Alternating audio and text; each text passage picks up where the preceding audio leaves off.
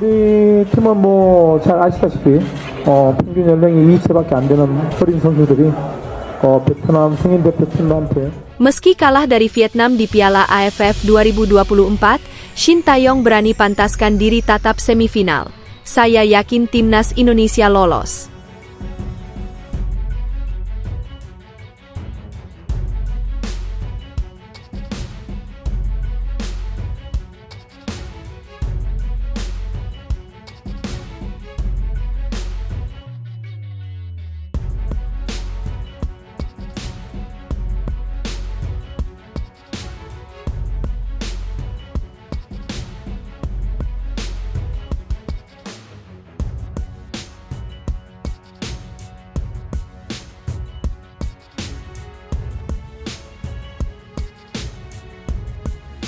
Update ranking FIFA, timnas Indonesia terancam turun peringkat usai kalah dari Vietnam di Piala AFF 2024.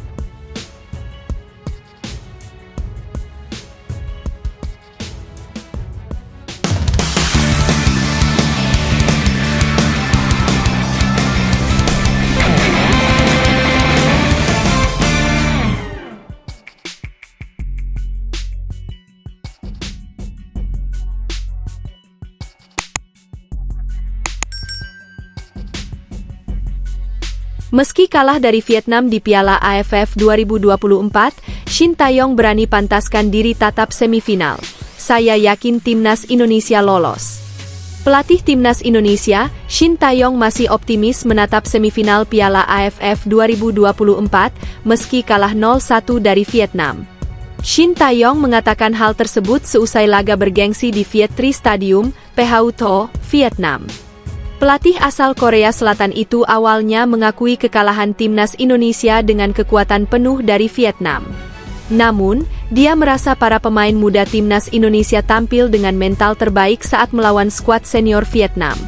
Meski kalah dari Vietnam, saya akan tetap mempersiapkan diri untuk semifinal Piala AFF 2024, karena saya yakin tim saya akan pasti terus, kata Shin Tae-yong seusai laga dilansir dari THO 247 VN, Senin, 16 Desember 2024. Shin Tae-yong menjelaskan para pemain muda timnas Indonesia saat ini sudah sesuai dengan arahannya bermain melawan Vietnam. Namun, dia mengakui bahwa skuad muda Garuda perlu banyak pembenahan menatap Piala AFF 2024. Untuk Indonesia, kita tidak punya banyak waktu untuk pemain muda, kita perlu lebih banyak waktu untuk membimbing mereka, jelasnya.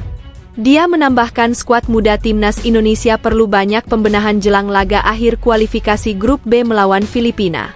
Shin Tae-yong mengatakan kondisi skuad timnas Indonesia tidak dengan kondisi baik seusai kekalahan melawan Vietnam. Saat ini sangat sulit bagi saya untuk menerapkan taktik dengan pemain muda, semuanya perlu lebih banyak perbaikan, imbuhnya. Shin Tae-yong mengakui kekalahan dari pelatih Vietnam, Kim Sang-sik yang mampu unggul berkat gol tunggal Ki Nguyen pada menit 77. Selamat kepada tim Vietnam dan pelatih Kim Sang-sik atas kemenangan hari ini, ujar Shin Tae-yong seusai laga. Shin Tae-yong mengungkapkan bahwa kekalahan melawan Vietnam membawa dampak baik juga bagi timnas Indonesia. Sebab, dia menekankan bahwa skuad muda timnas Indonesia bisa tampil dengan baik sesuai dengan arahannya. Skuad saya hari ini memiliki banyak pemain muda. Pertandingan hari ini memiliki kesenjangan antar pemain dalam hal pengalaman, jelasnya. Meski demikian, pelatih asal Korea Selatan itu mengapresiasi skuad muda timnas Indonesia seusai kalah dari Vietnam. Dia mengatakan saat ini skuad muda timnas Indonesia bisa belajar dengan baik dari kekalahan tersebut. Para pemain muda saya melakukan yang terbaik secara mental dan mengikuti rencana latihan mereka dengan benar. Secara keseluruhan kami memiliki pengalaman yang baik, kata dia. Selain itu, Shin Tae-yong enggan membandingkan timnas Vietnam pada Piala AFF dengan kualifikasi Piala Dunia. Bagi saya rasa bukan hal yang baik untuk membandingkan tim nasional Vietnam saat ini dan di bulan Maret. Membandingkan seperti itu tidak diperbolehkan. Saya pikir tidak boleh ada perbandingan seperti itu, imbuhnya. Update ranking FIFA, timnas Indonesia terancam turun peringkat usai kalah dari Vietnam di Piala AFF 2024. Timnas Indonesia terancam turun peringkat di ranking FIFA usai kalah dari Vietnam pada laga ketiga Grup B Piala AFF 2024. Bermain di Stadion Viet Tri, Minggu, 15 Desember 2024, pasukan Shin Tae-yong kalah tipis dengan skor tipis 0-1. Kekalahan ini jelas bukan hal bagus bagi skuad Garuda yang menargetkan hasil imbang di laga kontra Vietnam. Sebagai catatan, sebelum pertandingan melawan Vietnam, Timnas Indonesia berada di peringkat 125 dunia dengan raihan 1135,11 poin. Namun, kekalahan dari The Golden Star Warriors membuat skuad Garuda kehilangan 2,37 poin. Dengan artian, perolehan poin Timnas Indonesia pun menjadi 1132,74 dan berpotensi turun ke peringkat 126 dunia. Namun, berubahnya peringkat Timnas Indonesia masih tergantung hasil laga negara lain dalam periode penghitungan poin FIFA.